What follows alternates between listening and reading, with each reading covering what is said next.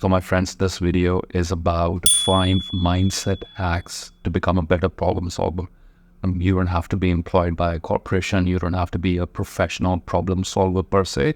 You could be a homemaker, a young student, someone who wants to embark on a journey of social change and wants to get more effective at solving problems, because I believe that the root of all great leadership is the ability to solve problems effectively using the given resources, and execution is the name of the game.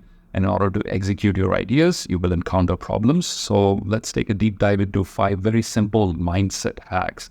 I call them the inner work of problem solving. So there's the outer work of problem solving, which is when you go out into the real world and talk to people and look for solutions and do things that you have to do. That's the outer work. But before you actually approach a problem, there is some inner work that needs to be done. So if problem solvers also take care of the inner work that needs to be done in order to become better at problem solving, the process will speed up and the results will be way better. So without much further ado, let's jump straight into it. Hack number 1, mindset hack number 1 to become a better problem solver is to know and to affirm and to absorb this fact completely that there are simple solutions to complicated problems. I repeat that there are often simple solutions to complicated problems.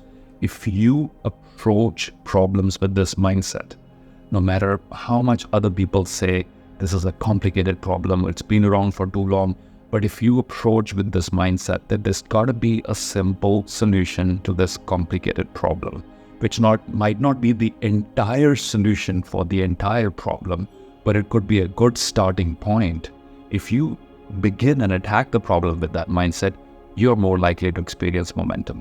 You're more likely to experience initial success. You're more likely to see some positive results because you will begin the journey, while most people will just not touch the problem and it will grow bigger and bigger. Okay. So number 2, sometimes we look at the problems so closely and with so much doubt that we fail to see that the solutions might just be on the surface. Okay. Sometimes we're so deep into a problem, we're so obsessed with it, and we are looking at it with so much of doubt and uncertainty that we fail to see the solutions which might be there right in front of us. And therefore, inner work is required. And therefore, this mental equilibrium, therefore, this positive mindset before you approach a problem is important. And what is also important in step number 2 is to take a step back now and then, right? Sometimes fighting that battle harder will not help you score the victory. Taking a step back and looking at the big picture will help you strategize more effectively, and you'll have an aha moment. Who knows, you might have an aha moment seeing the solutions right there in front of you, and that's because you took a step back.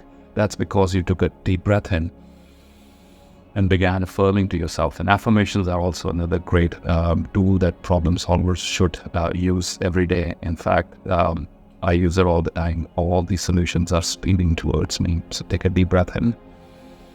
And whenever you take your deep breath breaks, whenever you take your breathing breaks at work, which I suggest you do, 3 minutes breaks, maybe 3 or 4 of them spread out during the day. Take a 3-minute breathing break and affirm to yourself, all these solutions are racing towards me. All the solutions are finding their way towards me.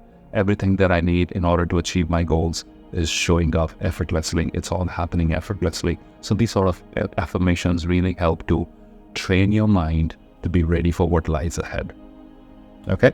So number 1 was to remember that there are simple solutions to all complicated problems. Number 2 is to sometimes take a step back and look at the big picture. As they say, you cannot see the problem. You cannot see the picture if you're always stuck in the frame. So it's to step outside the frame and have a different frame of reference. Number 3, don't underestimate outsiders. And here's the beauty of outsiders. Outsiders do not come with the baggage of limitations. People within the field, people accustomed to the problem, will have their own limitations, past experiences, industry dogma, what can be done, what can't be done, previous failures, and things like that. And since they're experts, you might just listen to their opinion and give up because the expert says it cannot be done. However, I would say welcome outsiders, people who have no connection whatsoever to your field. Who knows, somebody who teaches, who's a professional theater artist could be a great teacher, right? could teach you so many things about improving the quality of teaching at your school or college or university. But we have so many entry barriers. Oh, this person needs to have these qualifications before we let them train our teachers on storytelling and classroom presentation skills and all that. And those barriers are exactly what inhibit innovation. So effective problem solvers welcome outsiders, people who are not from the domain, not from the industry, people who don't look like you or talk like you or don't have the same set of skills like you do, because they will see things differently, right? And this is exactly this ability to see things differently is what you might need when you are stuck with a so-called complicated problem, okay? So understand that they usually come up with, these outsiders usually come up with intuitive and innovative breakthrough ideas. So give them a chance. If you're leading a team, if you're building an organization, if you're trying to initiate social change, give the so-called outsiders a chance whose ideas might seem ridiculous and outlandish today, but that probably might be something exactly that you need, right? So welcome them and have that ability, the tolerance of a leader to accept and hear and listen and implement and experiment with their divergent ideas. Number 4, do not accept the tag that other people will give to some problem, saying, oh, this is an old, complicated problem. You can't handle it. It's been around forever. There's nothing you can do to change it. Because once you accept this tag, and especially from people who find everything difficult, then you set yourself up for failure. Okay, so there's 2 things here. Do not accept their tags. Their tags that this is a complicated problem, can never be solved. That's their opinion. Somebody's opinion doesn't have to be your reality, right? Do not reject this tag in your mind. Don't tell them that you're rejecting it. You'll end up offending them. You don't have to tell that person, right? But in your mind, say, in here, out this side, okay, fine. Because they're operating from their limited perspective, okay? So you don't have to accept this tag that this problem is very difficult.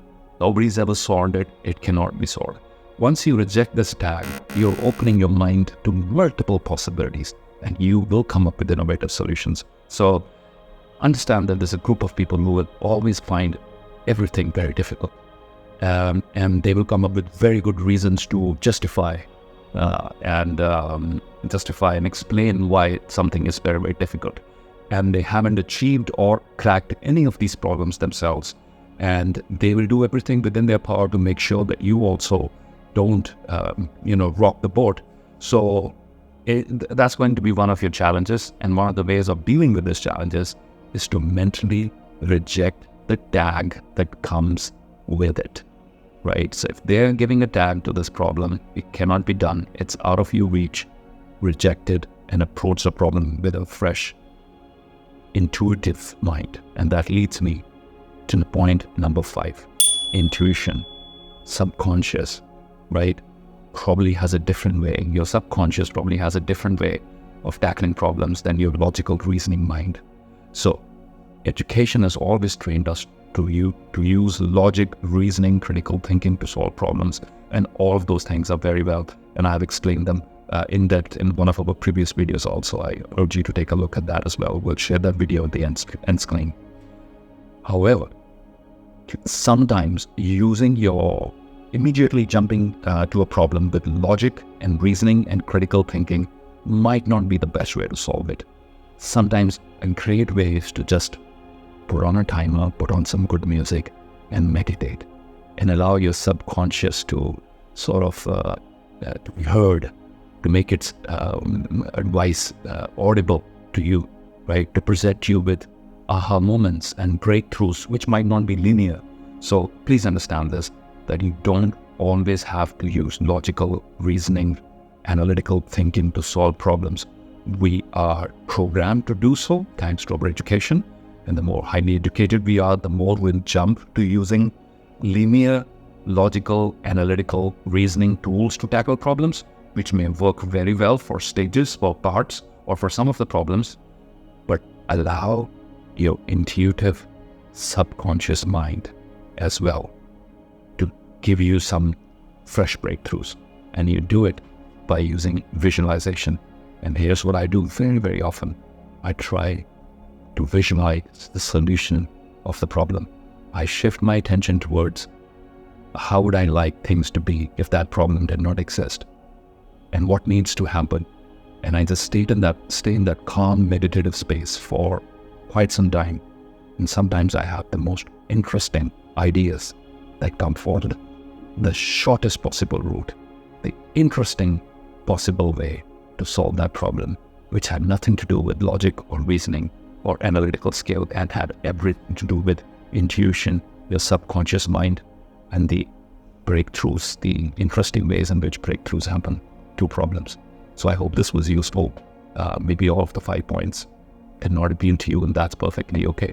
Use what made sense, experiment with this information, and let me know in the comment section what worked for you, what resonated with you. And also towards the end of this video, you will find one of our previous videos, which was very well received globally, called the 5 steps to solving problem. It's a more linear approach. It will also help you.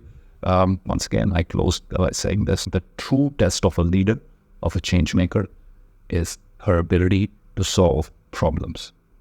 Okay? And remember, every complex problem always has a simple solution.